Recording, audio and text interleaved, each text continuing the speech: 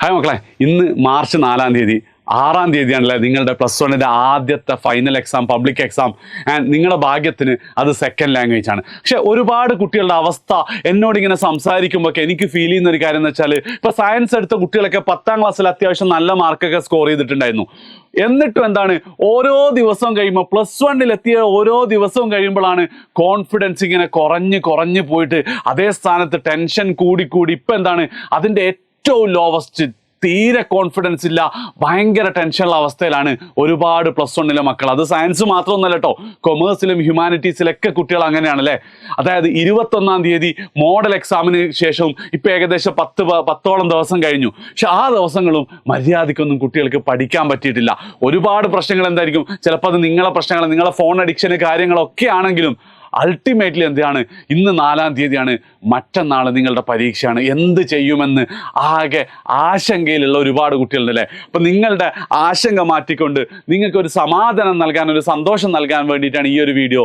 അതായത് നിങ്ങളെ സംബന്ധിച്ചിടത്തോളം നിങ്ങളുടെ 6 പരീക്ഷകളിൽ ഏറ്റവും എളുപ്പത്തിൽ നിങ്ങൾക്ക് മാർക്ക് സ്കോർ ചെയ്യാൻ പറ്റുന്നതായിരിക്കും മറ്റന്നാളത്തെ നിങ്ങളുടെ സെക്കൻഡ് ലാംഗ്വേജ് എന്ന് പറയുന്നത്.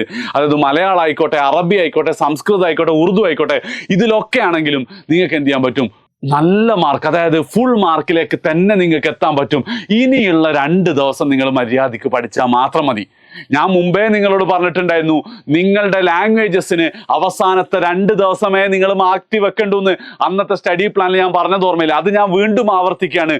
നിങ്ങൾ ഇതുവരെ ഒന്നും പഠിച്ചിട്ടില്ലെങ്കിലും ഇനിയുള്ള 2 ദിവസം നിങ്ങൾ കൃത്യമായിട്ടിരുന്ന് പഠിച്ചാൽ നിങ്ങൾക്ക് ഫുൾ മാർക്ക് തന്നെ കിട്ടും. ഈ ഫുൾ മാർക്കിനേക്കാൾ ഉപരി എന്താ സംഭവിക്കുക എന്ന് വെച്ച് കഴിഞ്ഞാൽ, നിങ്ങൾക്ക് കിട്ടാൻ പോകുന്ന ഒരു കോൺഫിഡൻസ് ഉണ്ട്. ഒരു പരീക്ഷ നന്നായി എഴുതി കഴിഞ്ഞാൽ ആൻഡ് നിങ്ങളുടെ മിക്കവാറും എക്സാമുകൾക്ക് ആവശ്യത്തിലധികം നിങ്ങൾക്ക് ഗ്യാപ്പ് ഉണ്ട്.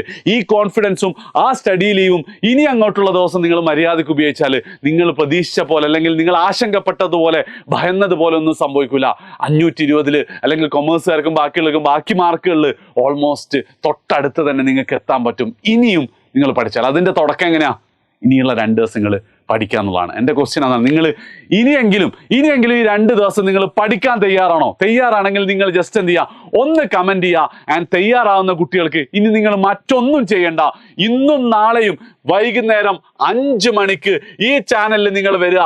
നിങ്ങൾ മലയാളം ആയിക്കോട്ടെ, അറബി ആയിക്കോട്ടെ, ഉറുദു ആയിക്കോട്ടെ, സംസ്കൃതം ആയിക്കോട്ടെ, നിങ്ങൾക്കുള്ള കേരളത്തിലെ ഏറ്റവും ബെസ്റ്റ് ലൈവ് എന്ത് ചെയ്യും, നമ്മളിവിടെ ക്ലാസ് തരുന്നതായിരിക്കും. അത് മാത്രം കണ്ടാൽ മതി, അത് മാത്രം പഠിച്ചാൽ മതി, മറ്റൊന്നും നിങ്ങൾ ചെയ്യേണ്ട ആവശ്യമില്ല. മലയാളത്തിന് ജയ്സൽ സാറാണെങ്കിൽ അറബിക്ക് ഷഹീർ സാറാണ്. നിങ്ങൾ കണ്ടതാണ്, നിങ്ങൾ അനുഭവിച്ചതാണ്. അവരുടെ അനുഭവ സമ്പത്തും അവരുടെ നോളജും അവരുടെ ആ ഒരു ടീച്ചിങ് കപ്പാസിറ്റിയും, അതേപോലെ തന്നെ ഉറുദുവിനും സംസ്കൃതത്തിനും കേരളത്തിലെ ഏറ്റവും ബെസ്റ്റ് ഫാക്കൽറ്റീസ് ആണ് ഇനി മുതൽ നിങ്ങൾക്ക് വേണ്ടി ഈ ചാനൽ വരാൻ പോകുന്നത്. സോ ടെൻഷൻ അടിച്ച് എല്ലാം അവസാനിച്ചു, ഇനിയൊരു തിരിച്ചു പോക്കില്ല എന്ന് കരുതിയിരിക്കുകയാണ് നിങ്ങളെങ്കിൽ, നിങ്ങൾക്കുള്ള അവസാനത്തെ പിടിവള്ളിയാണ് ഈ ലൈവുകൾ. സോ ഉറപ്പായിട്ട് എന്ത് ചെയ്യുക, 5 മണിക്ക് നിങ്ങൾ ഉണ്ടായിരിക്കണം. ഇന്നും നാളെയും 4-ാം തീയതിയും 5-ാം തീയതി പരീക്ഷയുടെ തലേന്നും. ലൈവിന്റെ ലിങ്കുകൾ ഞാൻ കമന്റിൽ പിൻ ചെയ്ത് വെക്കാം. സോ മാക്സിമം നിങ്ങൾ എല്ലാ ഫ്രണ്ട്സിനും ഷെയർ ചെയ്യുക. ആൻഡ് ഒരു കാര്യം കൂടെ ഞാൻ നിങ്ങളോട് പറയാണ്, അവസാനിച്ചിട്ടില്ലടാ, നമുക്ക് തിരിച്ചു പിടിക്കാൻ പറ്റും. ആൻഡ് എഡ്യൂപോർട്ടിന്റെ +1 കമ്മ്യൂണിറ്റിയുടെ ലിങ്കും ഞാൻ ഇവിടെ കമന്റിൽ പിൻ ചെയ്യാം. മാക്സിമം നിങ്ങൾ ജോയിൻ ചെയ്യുക, പഠിക്കുക. നമ്മളെ മുന്നിൽ ഇനിയും എന്തുണ്ട്, 10-25 ദിവസം കൂടെ ഉണ്ട്. അത് പഠിച്ചാൽ മതിയടാ. ഓക്കെ അല്ലേ? ശരി, ബൈ.